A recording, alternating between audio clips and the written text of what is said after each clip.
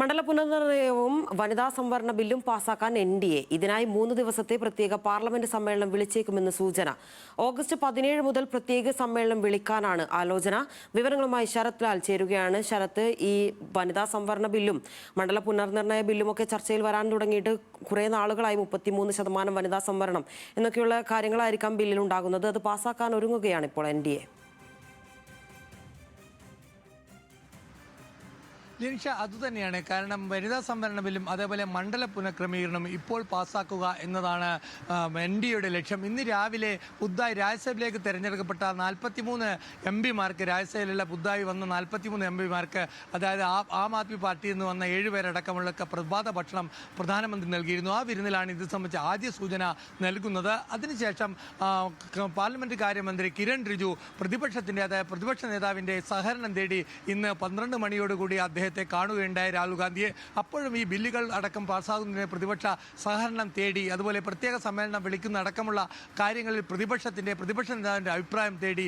ഏതായാലും ഇത്തരമൊരു നീക്കവുമായിട്ട് പ്രതിപക്ഷത്തിൻ്റെ സഹകരണത്തോടുകൂടി മുന്നോട്ട് പോകാനാണ് BJPയും അല്ലെ NDAയും ശ്രമിക്കുന്നത്. വനിതാ സംവരണ ബില്ലിൽ കോൺഗ്രസ് സംബന്ധിച്ചോളം അനുകൂലമാണ് വനിതാ സംവരണ ബിൽ ഇതേ രീതിയിൽ തന്നെ പാസ്സാക്കാൻ. അതുകൊണ്ട് തന്നെ പ്രത്യേക സമ്മേളനത്തിൽ വനിതാ സംവരണ ബില്ലിൻ്റെ കാര്യത്തിൽ പ്രതിപക്ഷത്തിൻ്റെ, അതായത് കോൺഗ്രസിൻ്റെ പിന്തുണ NDA പ്രതീക്ഷിക്കുന്നുണ്ട്. മറ്റൊരു കാരണം മണ്ഡല പുനഃക്രമീകരണം.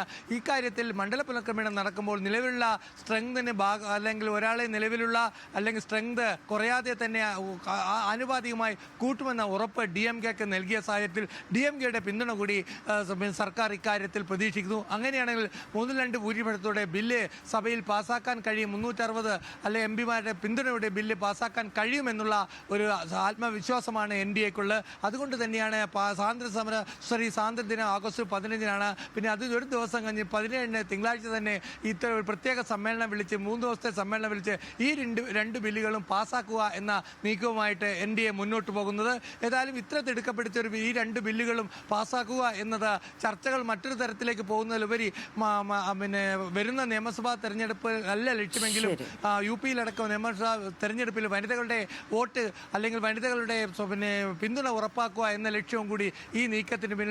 ഏതായാലും തിടുക്കപ്പിടിച്ചുള്ള നീക്കമാണ് ഇക്കാര്യത്തിൽ അമിത്ഷായും പ്രധാനമന്ത്രിയും നടത്തുന്നത്. ലിനിഷ.